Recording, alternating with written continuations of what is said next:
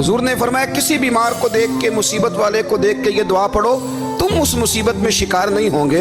बरेली शरीफ के दाएं बाएं ताउन का मर्ज फैल गया तो आला हज़रत फरमाते हैं मेरे मुंह में भी कुछ गिल्टियाँ निकल आईं। तो बाज़ लोगों ने कहा शायद आपको भी ताउन हो गया है। आला हज़रत रहमतुल्लाह अलैह फरमाते हैं जो सबसे बेहतरीन तबीब था वो लाया गया, उसने मेरा मुंह देख के, गिल्टियाँ देख के कहा खो आपको तो ताउन का मर्ज हो गया है। तो आला हज़रत फरमाने लगे मुझे सारी बीमारियाँ लग सकती हैं, ये नहीं लग सकती। उसने कहा हकीम मैं हूँ कि आप हैं? फरमाया नहीं आप ही हैं, पर ये बीमारी मुझे नहीं लग सकती, ये मुझे हो नहीं सकती।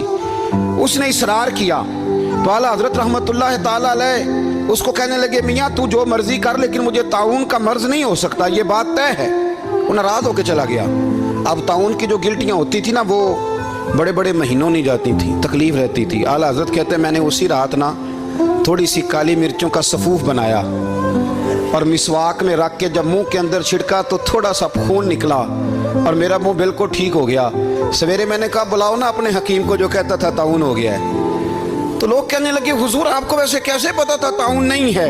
फरमाने लगे पता इस तरह था कि अल्लाह के रसूल सल्लल्लाहु अलैहि वसल्लम ने एक दुआ इरशाद फरमाई है। फरमाया किसी मरीज़ को देख के पढ़ लो अल्हम्दुलिल्लाहिल्लज़ी मिम्मब्तलाका बिही वफ़द्दलनी अला कसीरिम मिम्मन खलका तफ़दीला।